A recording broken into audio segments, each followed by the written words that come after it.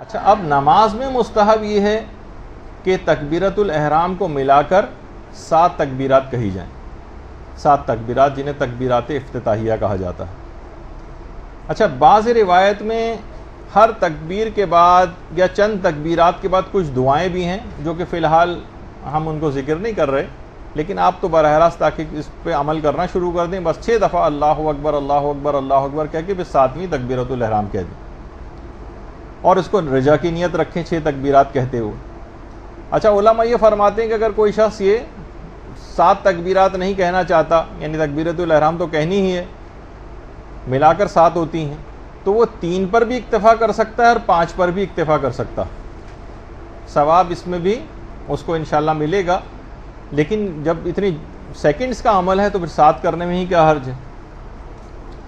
تو اس لحاظ سے علماء نے یہ بات بھی کہی کہ دیکھیے کہ رسول نے نماز کو مومن کی معراج قرار دیا، یعنی یہ بارگاہ ملکوتی میں پرواز کا ایک بہترین ذریعہ ہے نماز، اور پرواز کے لیے علماء عرفان کہتے ہیں کہ 7 آسمانوں کو عبور کرنا لازم ہوتا ہے۔ جب بھی ایک تکبیر کہی جاتی اللہ اکبر، آسمان کا ایک پردہ کھل جاتا ہے، لہٰذا ان 7 پردوں اور 7 حجابات کو دور کرنے کے لیے یہ 7 تکبیرات کہی جانی چاہیے۔ باقاعدہ ہشام نے امام موسی کاظم علیہ السلام سے روایت بھی بیان کی ہے، اللہم صلی علی محمد۔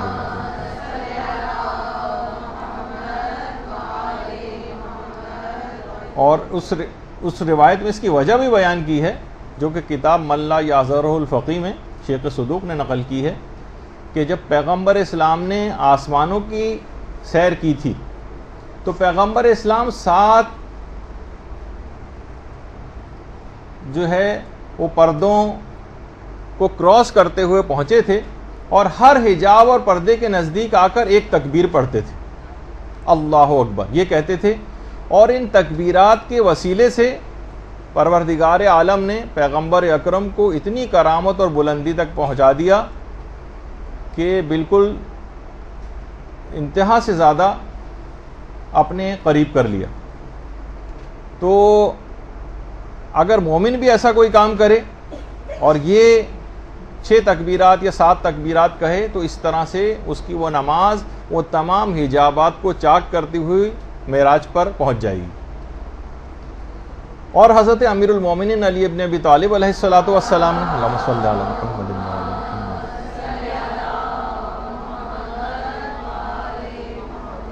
ان تکبیرات افتتاحیہ کو صفات ثبوتیہ اور سلبیہ کی تصدیق قرار دیا، یعنی یہ اگر آپ نے 6 تکبیرات کہیں اور 7ویں تکبیرۃ الاحرام، تو گویا آپ نے پروردگار کے اندر جو صفات ثبوتیہ پائی جاتی ہیں اس کی تصدیق کر دی، اور جو پروردگار کی ان تمام صفات جو اس میں نہیں پائی جاتی ان کی نفی، اس کی بھی تصدیق کر دی، اس لحاظ سے کہ وہ چیزیں پروردگار کے اندر نہیں پائی جاتی۔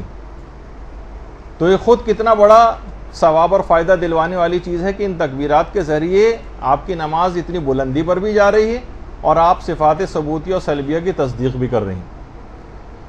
اور اس کا ایک بہت بڑا فائدہ فضل ابن شازان نے حضرت امام علی رضا علیہ السلام کے حوالے سے بیان کیا۔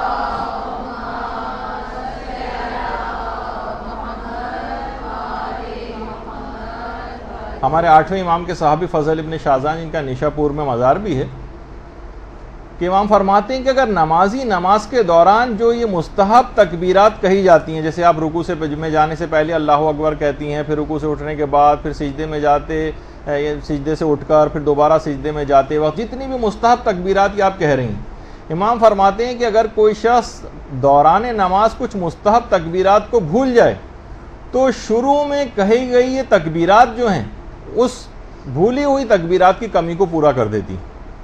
تو بہت بڑا فائدہ یہ بھی ہے کہ دوران نماز اکثر یہ ہوتا ہے کہ انسان تکبیر کہنا بھول گیا، وہ مس ہو گئی اس سے، تو شروع میں کہی گئی یہ 7 تکبیرات اس کمی کو بھی پورا کر دیں گی۔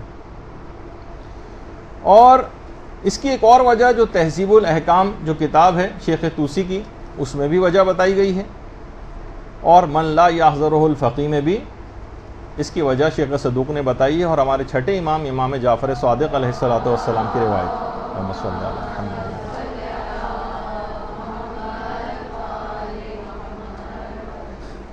چھٹے امام فرماتے ہیں کہ ایک دفعہ پیغمبر اسلام نماز کے لیے کھڑے ہوئے. امام حسین علیہ السلام اس وقت بہت چھوٹے تھے, بہت چھوٹے. وہ بھی پیغمبر کے ساتھ نماز کے لیے آ کر کھڑے ہو گئے. پیغمبر اسلام نے تکبیر کہی, اللہ اکبر. امام حسین نے تکبیر نہ کہی یا تکبیر کو صحیح طور پر ادا نہ کر سکے کیونکہ وہ عمر میں بہت چھوٹے تھے, صحیح طور پر ادا نہیں کہی. پیغمبر اسلام نے پھر تکبیر کہی. روایت میں ہے کہ امام حسین اس تکبیر کو بھی صحیح طور پر نہ کہہ سکے. ایک بچہ بہت چھوٹا ہوتا ہے, صحیح طور پر بول نہیں پاتا. رسول تکبیرات کہتے گئے اور منتظر تھے کہ امام حسین علیہ السلام کب صحیح طور پر تکبیر کہیں گے. پانچویں امام نے الگ سے بھی ایک روایت میں یہ بات بیان کی ہے کہ امام حسین علیہ السلام نے ابتدا میں بچپنے میں بولنے میں اتنی تاخیر کی تھی کہ پیغمبر اسلام کو امام حسین کی قوت گویائی نہ ہونے کا خوف پیدا ہو گیا تھا. یہ پانچویں امام کی باقاعدہ روایت. خیر, پیغمبر اسلام تکبیرات کہتے گئے یہاں تک کہ جب پیغمبر نے 7ویں تکبیر کہی تو امام حسین نے بھی کہا اللہ اکبر, بالکل صحیح طرح سے. اس وقت سے یہ تکبیرات افتتاحیہ مستحب قرار پائیں. درود بھیجی محمد علیہ وسلم.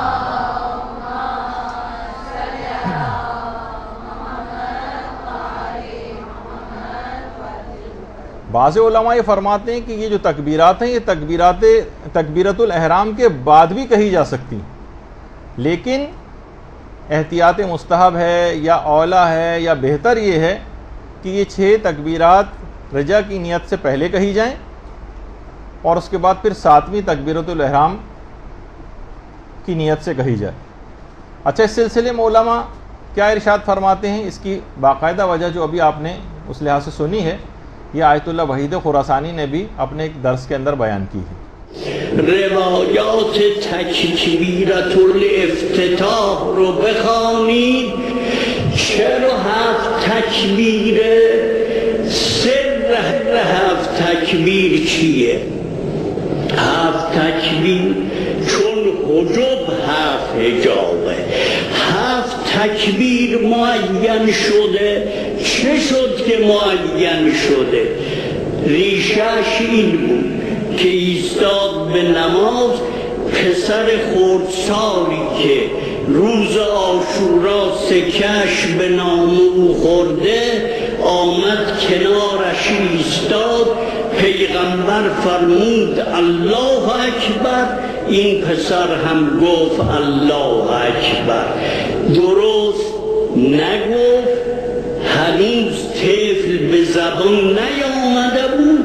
به تکبیر 7م تکبیر رو درست گفت.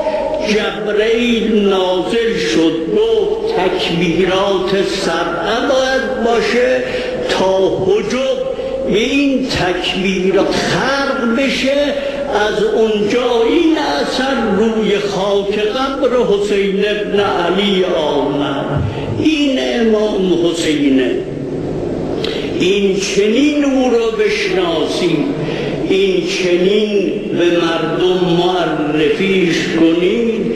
شاید نظر لطف فرزند